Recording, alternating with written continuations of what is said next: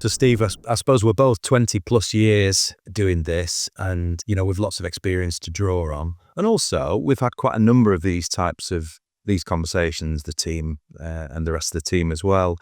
And the topics and themes that we've covered, many of them, I guess, are the sorts of things you would expect us to cover.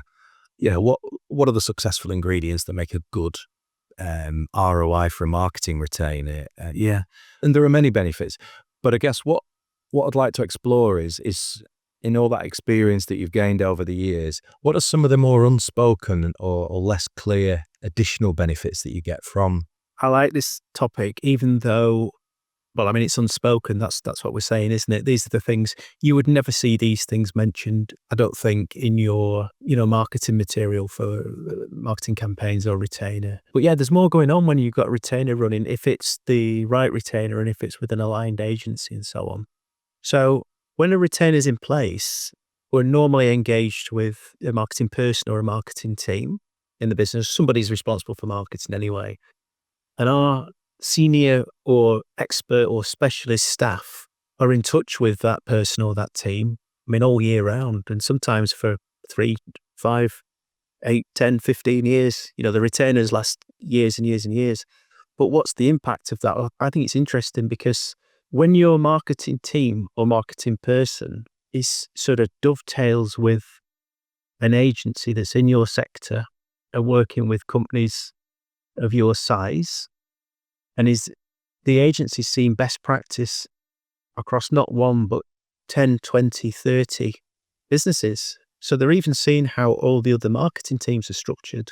And it can't help but, that best practice, that experience, you can't help but share that by osmosis, just all the little conversations, the little check-ins, and just putting the structure in place for what's the activity, what's the routines, what's the tactics, who's responsible for what does reporting look like? And it ends up, you've got a best practice marketing routine in place that's sort of been imprinted into your marketing team or marketing person, even though it wasn't the main purpose of the retainer. It's a byproduct of just having a really well-aligned retainer, I think. And what you're saying is, obviously, there's all the obvious benefits of a successful marketing retainer for business growth and leads and sales, etc. But you're talking about really the sort of dynamic between the marketer here and the marketing person on the client side is that really improves their performance, improves their knowledge, and we can sort of impart that distilled knowledge that we have onto the team. And obviously, the in-house team or the in-house marketer, whoever's responsible for marketing, they've got an experience of their own that we can't replace.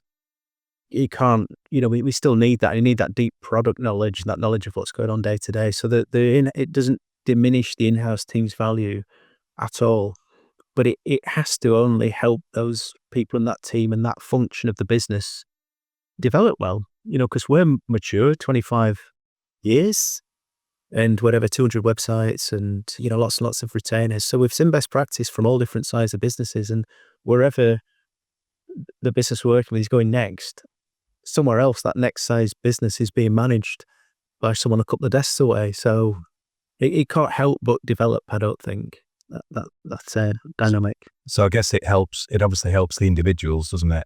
Yeah. But it also helps embed those routines, the ones that we're used to. Yeah. Another thing we could share here actually is there've been some examples, maybe less so recently actually, but if I think back over years and years, I can think of examples where we're in our face-to-face end of month meeting with the client, and the marketing manager or marketing executive is sort of unloading some frustrations a little bit, like they want me to get the result, but there's not the budget, or they want me to get the result, but we're a person short, or they want me to get a result, but there's a lack of clarity here, or I can't get this asset, or whatever it is. We've come out of them sometimes saying, we've done the report, but then it's been a bit like a bit of counselling at the end. They're really frustrated. Yeah. But what we find is we can fill in some of these gaps of what the in-house person needs and be the support. And that can lead to a continuity, a continuity that the member of staff can stay for longer, just in its most basic form, because the frustrations, they're not isolated. But also there's a continuity that where we've got our retainers that have been running for 3, 5, 8, 10, 15 years, there's a line of consistency, of understanding of what's needed there that in some cases has outlived the staff. So the retainer might cost the same as a member of staff, but actually it's a member of staff that's always going to be a constant and is always going to be best practice and is just going to help the other members of staff, thrive really. And I think the way you're describing it is these don't come in a moment. These benefits come after perhaps long-term relationships and many years of experience. Yeah. So one, the repetition of, the same quarterly activity and getting the same results, and there's something there. But also, the longer a retainer stays in place, the deeper the knowledge the agency has of that business's ideal customer and product and key messages and competitors and position in the market and so on. So we can be like almost the agency, if it's well matched and if it's the right agency, it just brings a constant, it's almost like having a set of brand guidelines or a digital strategy that's always there. You could swap out the people internally over time, it might change, but actually there's this continuity. It's always going to get a result because there's just that consistent best practice running alongside the team all the time. And I guess that can only really build and enhance what comes first and foremost, which is the results, the ROI and the results. These are layers above and beyond that, aren't they? Yeah. And, you're always able to get a good result in year one or, maybe second half of year one. In some cases, it takes a while to build up enough data and so on.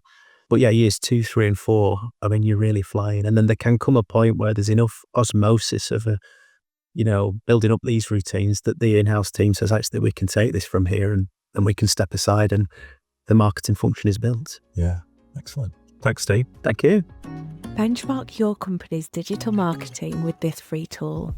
It takes 5 minutes to audit your strategy and you get a free report with recommendations. Visit bespokedigital.agency/free.